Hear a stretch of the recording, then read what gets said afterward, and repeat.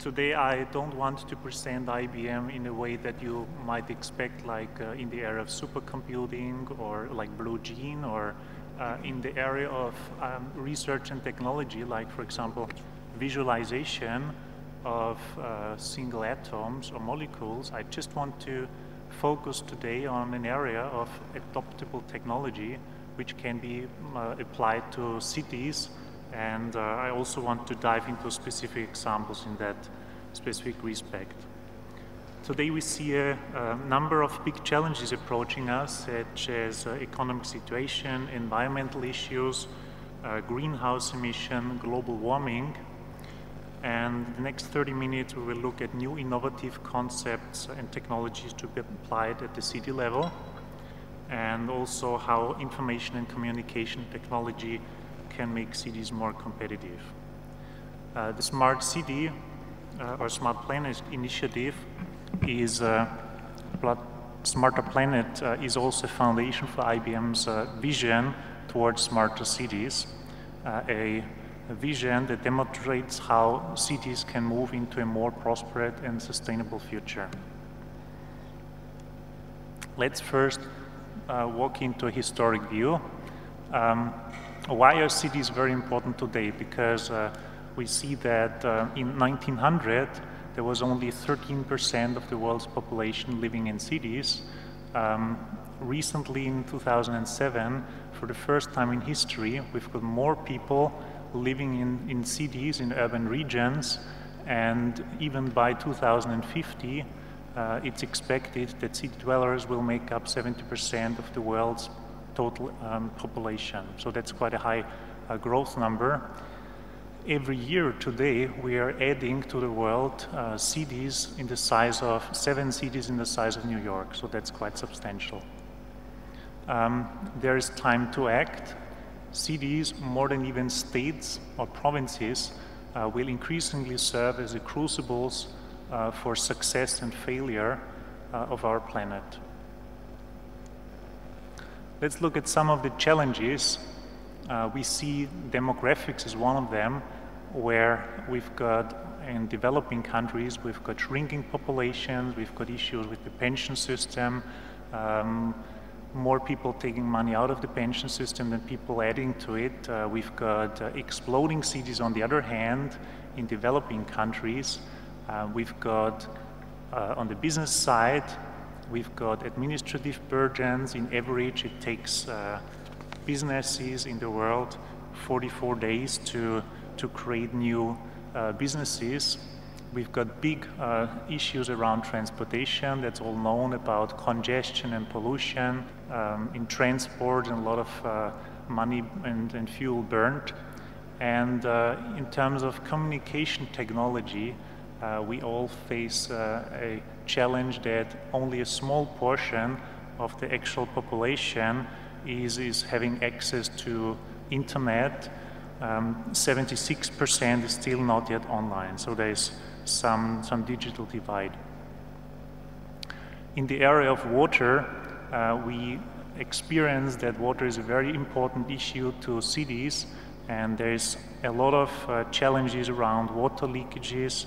35% of the water is lost, and we've got also issues around water quality and access to water. Energy is one of the major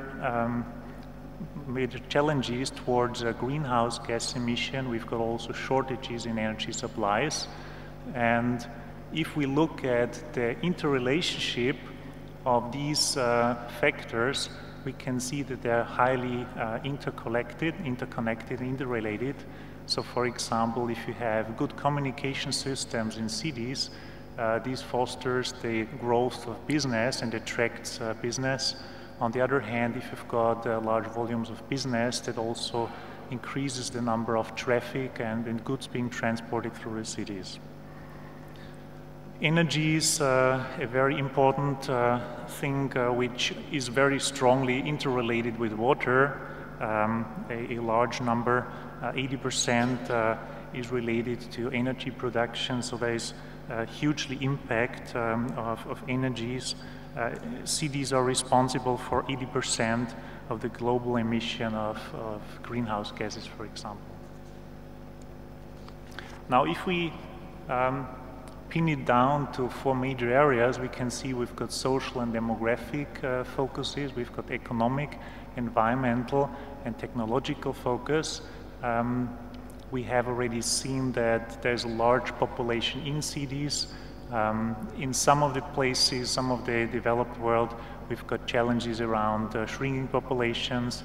18 countries have contracting populations today. By 2050, it will be 44.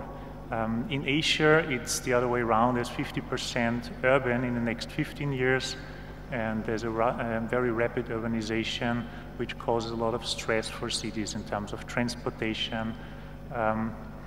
So if we look at the economic side, the top 100 urban conglomerates account for 25% of the worldwide GDP.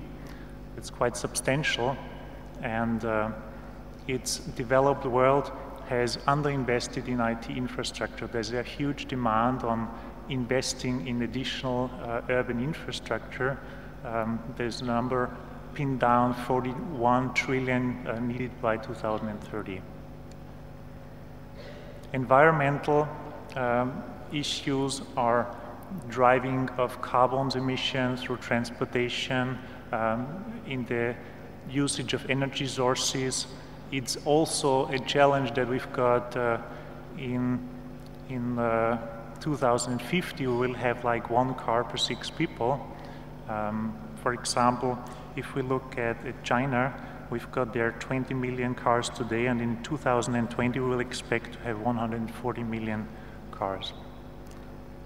So 95% of the world's cities still dump raw sewage into their water, so we've got a big challenge about water quality. Some technological focus, we've got convergence of new technologies like digital sensors, we've got cheaper analytics, cheaper processing power. There is over 4 billion mobile cellular subscribers in the world today. This is a 60% penetration. And we've got location-based services, social networking, and a growing capability and popularity. IT has made it possible for global enterprises to work on a global market.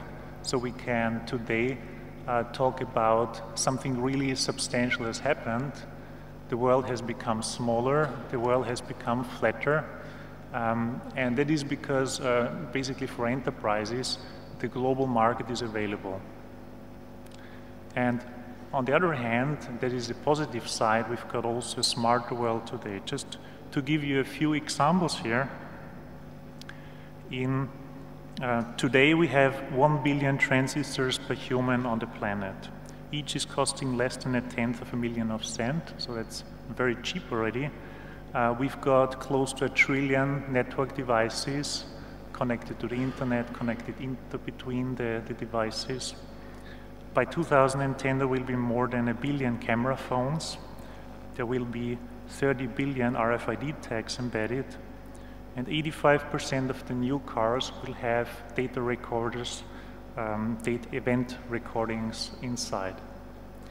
And 2011, we'll have 2 billion people using the internet.